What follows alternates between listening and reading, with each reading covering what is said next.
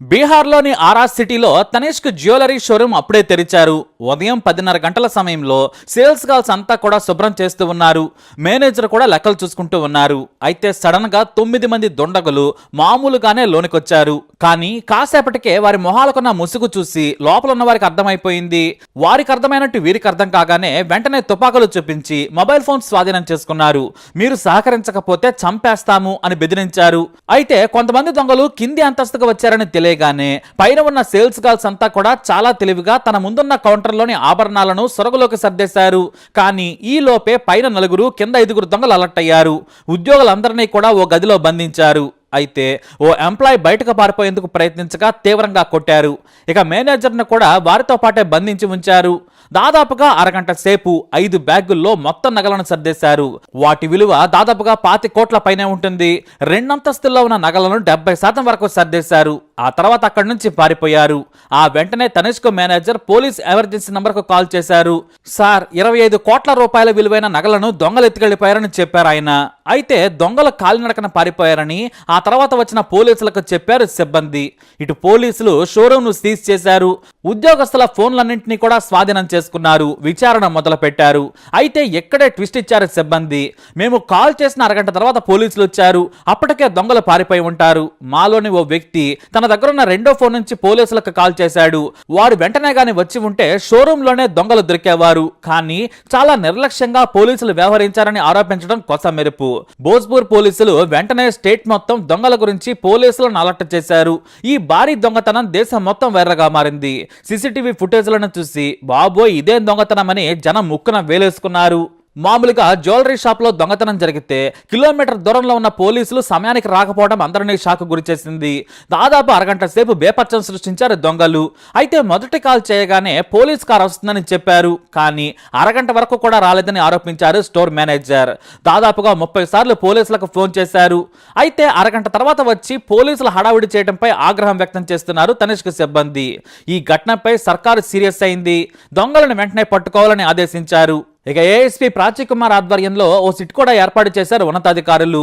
అయితే దొంగలు చాలా వ్యూహాత్మకంగా కొంత దూరం నడిచి వెళ్లి పార్క్ చేసి ఉన్న బైకుల మీద పరారయ్యారని గుర్తించారు. వారి వెహికల్స్ తో పాటు వారి రూపురేఖల వివరాలను అన్ని కూడా పోలీస్ స్టేషన్లకు పంపించి అలర్ట్ చేశారు. అయితే పోలీసులు ప్రతి రోడ్ మీద చెక్ పోస్ట్ పెట్టారు. ఆరా సిటీ చుట్టూ చెక్ పోస్టులను ప్రతి పోలీస్ స్టేషన్ పరిధిలో 2 ఏర్పాటు చేశారు. అయితే భద్ర పోలీస్ స్టేషన్ పరిధిలోని బాబురా చోటిపుల్ గ్రామం దగ్గర బైకుల మీద వేగంగా వస్తున్న వారిని పోలీసులు ఆపే ప్రయత్నం చేశారు. కానీ తుపాకీ చూపించడంతో పోలీసులు సైడ్ ఇచ్చారు. కానీ ఆ వెంటనే వెంబడించారు. ఉన్నతాధికారులకు కూడా సమాచారం ఇవ్వడంతో కాల్పులు జరిపేందుకు అనుమతించారు. దాదాపు 10 కిలోమీటర్లు చేస్ చేశారు. అయితే ఓ బైక్ పై ఉన్న 2 దుండగులు పోలీసుల మీదకు కాల్పులు జరిపారు. కానీ తుపాకీలోని 6 బుల్లెట్లు అయిపోగానే పారిపోయే ప్రయత్నం చేశారు. కానీ ఇంతలో ఎస్ఐ చాలా తెలివిగా వారిని వెంబడించి కాల్పులు జరపగా వెనక కూర్చున్న దొంగ తుంటిలోకి బుల్లెట్ వెళ్ళింది. అంతే, గట్టిగా కేకలు వేసి బండాపమన్నాడు. సైడ్కి తీసుకెళ్లిన దొంగ వెనకున్న దొంగను కిందికి దించి తాను పారిపోయే ప్రయత్నం చేయగా పోలీసులు మళ్లీ కాల్పులు జరపడంతో అతని కాలికి కూడా బుల్లెట్ తాకింది. ఆ వెంటనే నన్ను చంపకండి అని చేతులెత్తేశాడు. వారిద్దరిని అదుపులోకి తీసుకుని ఆసుపత్రికి తరలించారు పోలీసులు. మిగతా దొంగలు ఇంకా పరారీలోనే ఉన్నారు. ఈ ఘటనలో దాదాపుగా 50% నగలను రికవరీ చేశారు పోలీసులు. కానీ మిగతా 3 బ్యాగుల్లోని నగలు 3 తీసుకుని పారిపోయారు. ఇక వాళ్లలోని 2 దొంగల తల్లిదండ్రులను కూడా పోలీసులు అదుపులోకి తీసుకున్నారు. డీఐజీ షహబాద్ ఘటనా స్థలాన్ని పరిశీలించారు. దొంగలను పట్టుకుంటామని పోలీసులు మీడియాకు చెప్పారు. అయితే 25 కోట్ల నగలను ఎత్తుకెళ్తే అరగంట తర్వాత పోలీసులు రావడంతో జనం ఆగ్రహం వ్యక్తం చేస్తున్నారు. ఈ విషయంపై కూడా ఉన్నతాధికారులు విచారణ జరుపుతున్నారు. అందులో ఓ 2 దొంగల పేర్లు విశాల్ గుప్తా, ప్రదీప్ కుమార్ అని పోలీసులు తెలియజేశారు.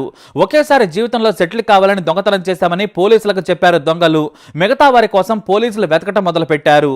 అలా ఆరా సిటీలో పట్టపగలే దొంగతనం చేసి వెళ్లిపోయారు. మరి ఈ వీడియో అప్డేట్స్ కోసం మై ఛానల్ ఫాలో అవ్వండి. అలాగే తప్పకుండా సబ్స్క్రైబ్ చేసుకోండి.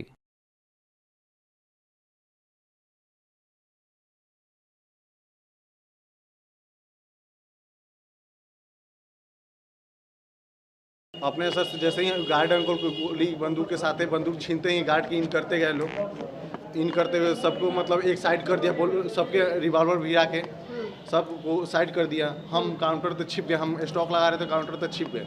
छिपने के बाद जैसे ही पीछे देखा कि मतलब सारा ज्वेलरी लेकर के छिपा हुआ है, वहाँ से हमको निकालते हुए बाहर आया और बंदूक गिरा के मारा उरा भी, पीटा उटा भी, और बोला कि तुम्हें सारा मतलब हल्ला करा, मैसेज कॉल किया, तुम्हारा फ़ोन कहाँ है। फ़ोन तो हम मतलब छुपा दिए थे, फ़ोन क्योंकि कर रहे थे, फ़ोन का कोई रिस्पॉन्स नहीं आया हम लोग का। तो फिर मारा पीटा, फिर बोला कि इसको पहले ठोको, इसको यही CID बना है, इसको पहले ठोको, इसको मारो पहले। और सबको पारा पारी लोग कैसे थे, भोजपुर जिला के थे या बाहर के थे? सर इतना हम लोग इतना गौर नहीं किए, इतना सब लोग डरे, सब लोग इतना सब लोग इतना परेशान था, सब लोग का मतलब कुछ समझ नहीं आ रहा। जो है आज सुबह में 10:30 से 11 के बीच में तनिष्क ज्वेलरी शॉप में लूट हुई थी और लूट की घटना कारित करने के उपरांत ये लोग भाग रहे थे जो आपका छपरा के साइड में, कुछ बढ़ारा बिगटा के साइड में। यहाँ के SP साहब ने तुरंत टीम गठित किया, टीम गठित करके PO का भीड़ करते हुए चारों तरफ नाकाबंदी लगाई है। नाकाबंदी का उपरांत जो है आप देख रहे हैं कि यहाँ पर कुछ लोग यहाँ पर पकड़ाए हैं, कोई बरामद भी हुआ है, जो डिटेल अभी SP साहब आपको बता